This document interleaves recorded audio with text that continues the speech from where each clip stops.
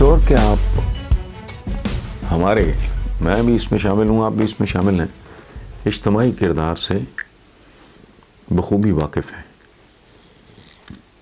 हम एक ऐसा बदनसीब माशरा है जिसमें करप्शन कोई इतना बड़ा इशू नहीं है। मामूली सी बात पे कत्ल हो जाते हैं। करप्शन कोई इशू नहीं है। मेंटालिटी हमारी, जहनीत हमारी इस तरह की है कि ये हमारे यहाँ ज़ुबान ज़द आम है जो नून डी के सपोर्टर्स हैं मसलन, उनका तो तकिया कलाम ये है कि खाते थे तो लगाते भी थे। But this kind of mentality, इस तरह के माइंडसेट के साथ आप अगर ये सोचते हो तो ये नौबत ही ना आती अगर हमारे अंदर ये चीज़ मौजूद होती। और सच्ची बात ये, इस परचम के साए तले हम एक हैं और ये वतन हमारा है, हमें ऐसे नगमे में एक दिन में 50 लिख देता हूँ आपको, सिंगर उसको गा देगा, कंपोजर उसको कंपोज कर देगा, चला भी देंगे, लेकिन झूठ है। सच्ची बात ये है। मैंने एक ज़माने में कहा, मैं एक ज़माने की क्या बात है, मेरे को 2-4-5 महीने पहले मैंने एक दो चैनल पे कहा, मैंने कहा ये क्या बात की है प्राइम मिनिस्टर ने, मैफिया। और यहाँ तो रेडी वाला भी मैफिया है। जाएँ किसी सड़क पे, एक ही चीज़ आप किसी को मोटरसाइकिल पे भेजें, फिर छोटी गाड़ी पे भेजें, फिर बड़ी पे, फिर उससे बड़ी, वही रेडी वाला उसी चीज़ की हर बार आपको मुख्तलिफ कीमत बताएगा। ये शायद दुनिया का वाहिद बदनसीब मुल्क है यहाँ सरेआम पकड़े जाते हैं और ख़ुदकुशी भी नहीं करते। फिर किस बात पे पकड़े जाते हैं? बच्चों की ग़िज़ा, दूध में केमिकल्स, बल्कि दूध में केमिकल्स नहीं, केमिकल्स से बनाया गया दूध। तो एक ऐसा माशरा अनफॉर्चुनेटली जो सरतापा खुद करप्ट हो, उनके लिए कोई लंबा चौड़ा इशू नहीं है। वरना आज भी इसमें तो कोई शक नहीं, इनके जलसों में इतने लोग हों नहीं, ये इसका इलाज है, लेकिन इलाज कुछ और है। मुसीबत ये है कि मैं अगर उसको बताऊंगा तो इस मुल्क में जो जमहूरिये हैं ना, बड़े जमहूरियत पसंद और ये मम्मी डैडी टाइप, और ये वो क्या कहते हैं, ये देसी मेमे, ये काले साहब, ये इस टाइप के लोग डेमोक्रेसी पता इनको है कख नहीं। अजीबो गरीब ये आर्गूमेंट्स देते हैं। ओ भाई, एक बुनियादी कॉमन सेंस की बात है कि जमहूरियत ये निकला जमहूर से। इस लानती मनहूस 2 नंबर जाली जमहूरियत ने जमहूर को यानी अवाम को दिया क्या है? कहानी ख़त्म। दूसरी बात यह है कि हम मुसलमान ऐसे उस जगह पे पहुंच गए हैं ज़िनी तौर पे पसमानदा, शिकस्त खुर्दा, उनकी टेक्नोलॉजी से तो मुतासिर हो चुके। आप जाहिल हो, आप अनपढ़ हो, आपने बनी नौ इंसान की जो रीसेंट हिस्ट्री है 500-700 साल की, उनमें कॉन्ट्रीब्यूट ही कख नहीं किया। लेकिन अपना जो दीन का बुनियादी फ़लसफ़ा है, हमारे यहाँ भी जमहूरियत है। खुलफाए राशिदीन को तलवार के ज़ोर पे काबिज़ नहीं हुए थे लोगों ने। उस ज़माने में होता है ट्राइबल सोसाइटी के जो एल्डर्स ने कह दिया, बड़ों ने कह दिया, वो वोट था। यानी मेरे घर वालों का वोट मेरा अकेला वोट का मतलब है कि अगर मेरे घर में 5 वोटर्स हैं, मैं मिसाल दे रहा हूँ, और मैंने वोट दे दिया तो इसका मतलब है कि मैं पूरे घर को रिप्रेजेंट कर रहा हूँ। और बुनियादी मगरबी जमहूरियत में और हमारी जमहूरियत में, दीन कामिल की जमहूरियत में एक बुनियादी और खौफनाक फ़र्क है। हमारे यहाँ तसव्वुर ये है कि जो आदमी ख़ुद को किसी ओहदे के लिए, किसी मनसब के लिए पेश करता है, मैं प्रोफेशनल्स की बात नहीं कर रहा, मैं डॉक्टर हूँ, इंजीनियर हूँ, राज हूँ, तरखान हूँ, मिस्त्री हूँ, लोहार हूँ, कुम्हार हूँ, वो नहीं, मनसब के लिए जो एक आदमी ख़ुद को पेश करे, वो उस मनसब के लिए बदतरीन आदमी, वेस्ट में बदतरीन आदमी, लाखों करोड़ों डॉलर वेस्ट में भी खर्च होते हैं, इधर पैसों के अंबार चलते हैं, और एक आदमी झूठ बोलता है, सब्ज़ बाग दिखाता है, खोखले वादे करता है, और and he gets away with all this nonsense. और अगर वो इलेक्ट हो जाता है तो फिर वो जो कुछ करता है वो आपको भी पता, मुझे भी पता है। सो जो बात आप कर रहे हो कि ब्यूरोक्रेसी से लेके तो फ़लाँ तक प्रोफेशनल्स को और फ़लाँ, all of us are corrupt.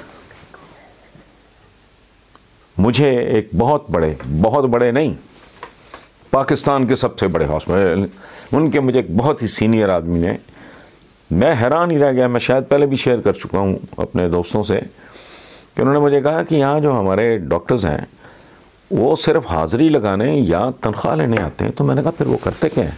उसने कहा प्राइवेट हॉस्पिटल्स में नौकरी। ये तो डॉक्टर्स हैं। वकला का क्या किरदार है? कमाल की बात है। मतलब सुप्रीम कोर्ट और हाई कोर्ट के जज को, ये for that matter lower courts के भी, किसी कानूनदान के लिए उनकी बेइज्जती करना, उनको जलील करना, उनकी तज़हीक करना, उनको गाली देना, ये तो फाइलें उठा के मार देते हैं, थप्पड़ तक मार देते हैं। ये सारा कुछ करना ऐसे ही है जैसे कोई आदमी अपने बाप को चौक में जूते मार रहा हो। ये वकला का हाल है। सो डॉक्टर्स ले लें, वकील ले लें, सारा कुछ इसी तरह है। सो इन हालात में ये सोचना कि हमारा अल्लाह करे आज नहीं तो कल, कल नहीं तो परसों, 100 नहीं तो 500 साल बाद ये माशरा वहाँ पहुँच जाए जहाँ ये जुर्म को जुर्म समझने लगे, जहाँ ये गलाजत को गलाजत समझने लगे। अभी तक तो कन्फ्यूजन का आलम है, बिकॉज हम खड़े कहाँ हैं इज्तिमाही तौर पे, खेजी खाते हैं तो लगाते भी हैं। सुभान अल्लाह। Thank you very much. साहब हैं शाहजेब मुग़ल, लाहौर से ही हैं। वो कहते हैं कि जी सिर्फ इतना कहना चाह रहा हूँ कि बेरोज़गारी का तूफ़ान उमड़ आया है, नौजवान ओवर एज हो रहे हैं, और इसका मुस्तकिल हल हुकूमत वक्त के पास क्यों नहीं है? बहुत सी चीज़ों का इस मुल्क में हल किसी के पास भी नहीं है, और ये होना भी नहीं। अब मैं बड़ी देर से तंग आके मैंने ये कहना शुरू कर दिया है कि होना भी नहीं। ये मुल्क इस निज़ाम के होते हुए पटड़ी पे चढ़ ही नहीं सकता। एक मामूली तरीन फंक्शनरी गवर्नमेंट का, सुपरिंटेंडेंट लेवल का, अरबों की जायदाद निकली है, सारे अखबारों में हमारे यहाँ छपा है। इस तरह कराची का निकला था, उसकी घर की बेसमेंट ही जो इतनी गाड़ियाँ थी जितनी एक नॉर्मल एवरेज शोरूम में होती हैं, उसके पास भी घर के अंदर लॉकर्स में से ज्वेलरी और फॉरेन करेंसी और ये और वो था, मामूली सा, वो भी कुछ सरकारी मुलाजम, इस तरह वो सेक्रेटरी लेवल का था, कोयटा का, मुझे तो इनके नाम भूल गए। ये कदम कदम पे यही कुछ है। सो इस तरह ये इस मुल्क का मुझे ट्रैक पे चढ़ता नज़र नहीं आता जब तक इस निज़ाम को, मुझे कम से कम 15, 16, 18 साल हो गए, कॉलम निगारी में तो 28, 29 साल हो गए, लेकिन वो 20 साल पहले मेरा ख्याल मैंने ये लिखना शुरू किया था कि इस निज़ाम को तेज़ाब से गुस्ल दो। ये डिटर्जेंट से या वो सर्फ शर्फ इस तरह की चीज़ों से साफ होने वाला नहीं है। जब तक ये सिस्टम मौजूद है सवाल ही नहीं पैदा होता। ये सिस्टम वजह ही उन लोगों ने किया है जो वारदातें करते हैं, और सिस्टम बेसिकली है क्या? कानून का जाल फेंको, छोटी मछलियां पकड़ी जाएंगी, मगरमच्छ निकल जाएंगे। तो इन हालात में रोजगार और लोगों को पता नहीं प्रायोरिटीज़ क्या हैं और क्या करना है क्या नहीं करना। सो इसी तनख्वाह पे गुजारा करें, आप भी और मैं भी। व्यूअर्स, वो कहते हैं जी इमरान खान की हुकूमत को 2.5 साल से ज़्यादा अरसा हो चुका है, और उनकी नीयत, सोच, इरादे, बुनियादी नज़रिए में तो कोई शक नहीं हमें, लेकिन अभी तक वो डिलीवर नहीं कर पाए, और जो दूसरी बड़ी जमातें वो 30-35 साल हुकूमत रहने वो भी नहीं कर पाई, और हालात बद से बदतर होते जा रहे हैं। खुदा ना खास्ता अगर मज़ीद 2 साल में भी खान साहब कुछ ना कर पाए तो फिर आप पाकिस्तान का मुस्तकबिल क्या देखते हैं? यासर महमूद साहब, पहली बात तो ये कि एक डॉक्टर है, उसकी नीयत भी ठीक है, सोच भी ठीक है, इरादा भी ठीक है, दानेदार भी है, और वो काम की समझ नहीं आ रही, उससे अमराज की तशखीस ही नहीं हो रही, तो मुझे बताएं वो क्या तोप चला लेगा। इसी तरह कोई इंजीनियर है, उसमें सारी अच्छी बातें हैं, नीयत बहुत आला है, सोच बहुत अच्छी है, इरादे बड़े बुलंद हैं, बुनियादी नज़रिया भी ठीक है, बददियानत भी नहीं है, लेकिन उसको पता ही नहीं कि करना क्या है। सो एक तो ये कन्फ्यूजन बुनियादी तौर पे। दूसरी बात ये है कि मैं अब इस नतीजे पे पहुंचा हूं कि पाकिस्तान में जब तक बुनियादी जौहरी तब्दीलियां नहीं आती इस निज़ाम के होते हुए, एक नहीं 5000 इमरान खान भी इकट्ठे हो जाएं तो यहाँ मामला ट्रैक पे आते कम से कम मुझे तो दिखाई नहीं देते। अल्लाह करे मैं गलत साबित हूँ। ये पिछले सवाल के जवाब में मैंने यही अर्ज़ किया है। ये नहीं बहुत, और कैसे मैं 2-3 एक्सप्रेशंस मेरे बड़े फेवरेट है बड़ी देर से कि निज़ाम को तेज़ाब से गुस्ल दो, और जब तक इस मुल्क में जिल्लात 3 शिफ्टों में काम नहीं करेंगे, ये पटड़ी से उतरी हुई ट्रेन जिसका नाम पाकिस्तान है, ये पटड़ी पे चढ़ेगी नहीं। और अगर ये सिलसिला यूं ही चलता रहा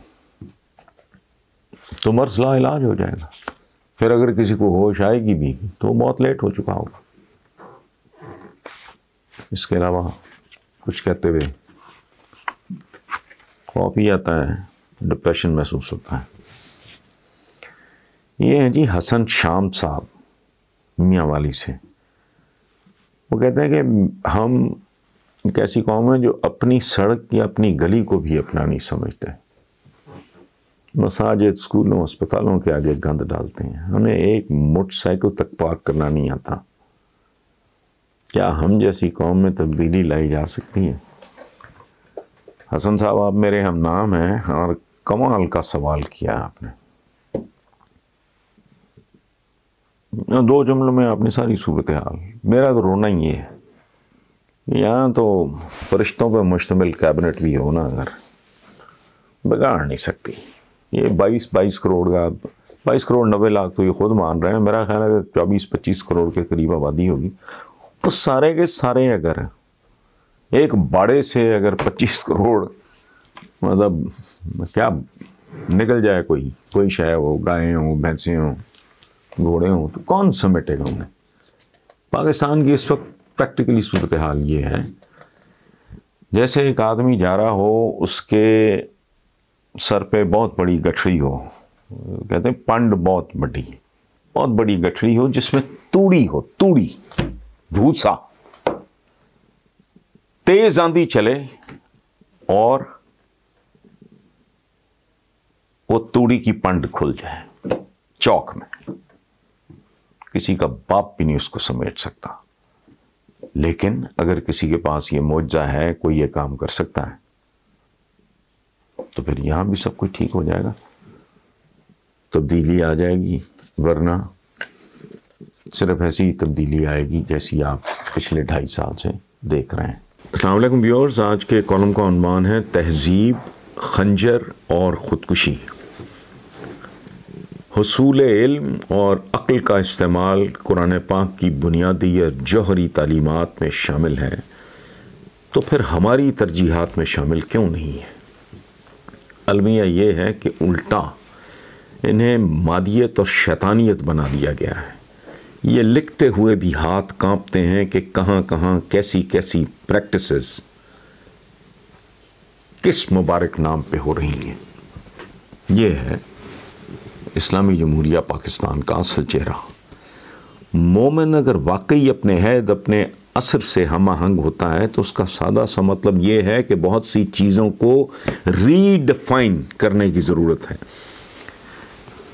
हमने गधे, घोड़े, खच्चर, ऊंट, हाथी को तो मोटरसाइकिल, कार, बस, रेल, रॉकेट, जहाज से रिप्लेस कर दिया, तो बाकी काम किसने करने हैं?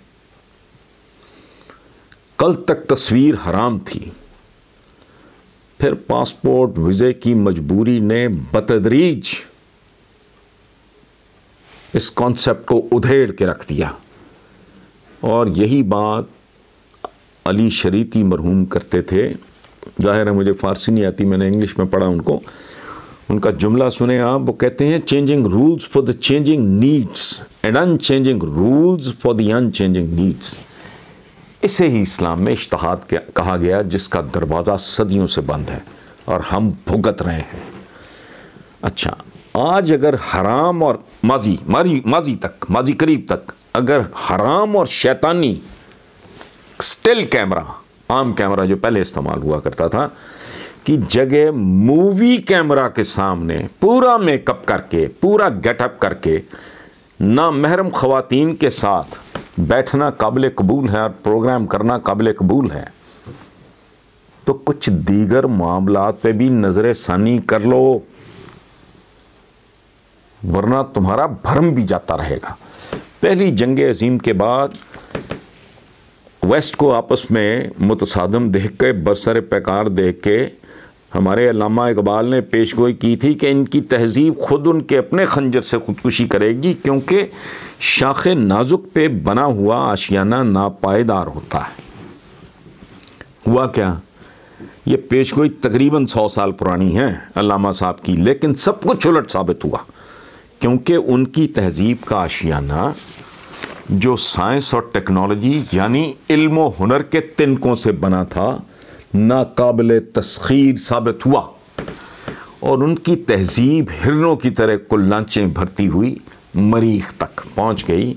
और हम जुमे की छुट्टी, शलवार ऊपर के नीचे, नेल पेंट के साथ वुज़ू हो सकता है या नहीं, ईद का चांद, इन चीज़ों में फंसे रहे। पाकिस्तान अपनी तमाम तर गुर्बत, बदइंतज़ामी, जहालत, इदारों की तबाही, करप्शन, अखलाकियात की बर्बादी के बावजूद शायद आलम इस्लाम का वाहिद